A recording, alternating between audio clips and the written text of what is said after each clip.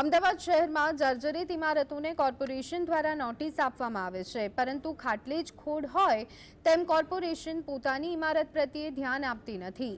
Corporation સંચાલિત નરોત્તમ ઝવેરી hall મરામત માંગી રહ્યું છે.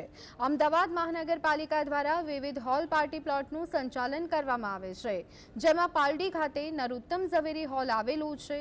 આ હોલ 2014માં બનાવ્યો હતો, ત્યારે 10 વર્ષમાં તે ખખડી ગયું છે.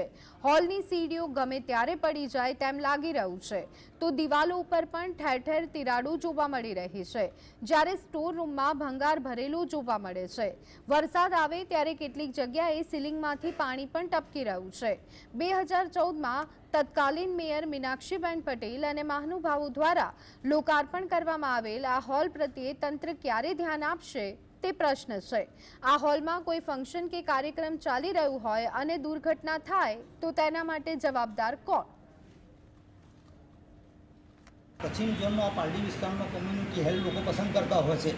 કોટ વિસ્તારના લોકો જેને તમે આજે જુઓ, અમે સ્પોટ વિઝિટ કરી હતી 15 દિવસ પહેલાં, અને દિવાલો તૂટી ગઈ છે. અહીંયા પાણીની વ્યવસ્થા નથી. બીજું કે અહીંયા બધું પાણીની વ્યવસ્થા માટે બહારથી પાણીનું ટેન્કર લાવવું પડે છે. ખરેખર તો અહીંયા બોરની વ્યવસ્થા કરવી જોઈએ, પરંતુ અધિકારી સાંભળતા નથી. હાલ હું હોલ અહીંયા વિઝિટ લેવા આવેલા, એને નજીકમાં જ રહે છે. અમે મિડલ ક્લાસના માણસો એને પ્રસંગ રાખતા હોય છે. હોલ વિઝિટ લેવા આવ્યા તો હોલમાં ઘણી જગ્યાએ ઝાબડા પડેલા છે, સ્થિતિ થોડી ખરાબ છે. બરાબર, વહેલી તકે કોર્પોરેશન રિનોવેશન કરી આલે, કેમ કે મિડલ ક્લાસના માણસો એને રહે છે. 500થી વધુ પબ્લિક એને હોલમાં સમાવેશ થાય છે. ગમે ત્યારે ગમે તે દુર્ઘટના બની શકે છે. સ્થિતિ એવી છે તો દુર્ઘટના બની શકે છે. એટલે વહેલી તકે કોર્પોરેશન અમારા નાના માણસોને નમ્ર વિનંતી છે કે વહેલી તકે રિનોવેશન કરીને આપે, એટલી અપીલ છે અમારી. વારંવાર ફરિયાદ આવતા અમે પશ્ચિમ ઝોનના એડિશનલ સિટીઝનને એન્જિનિયરને મળીને અહીંયાની દિવાલ બી બહુ નાની છે. વારંવાર અહીંયા કંઈ ને કંઈ ચોરીઓને એવું થાય છે, અને જે બી લોકોએ આ હોલ નોંધાવે છે તો એમને પાણીની બી બહુ તકલીફ છે.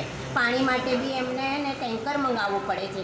એટલે અમારે મેં પત્ર લખ્યું છે, અને પત્રમાં આખા હોલની મરમ્મત કરવાની જરૂરત છે. આ કોર્પોરેશનની વસ્તુ છે ને બિલ્ડિંગ છે, તો આપણે કોર્પોરેશનને જ એની સંભાળ કરવી જોઈએ.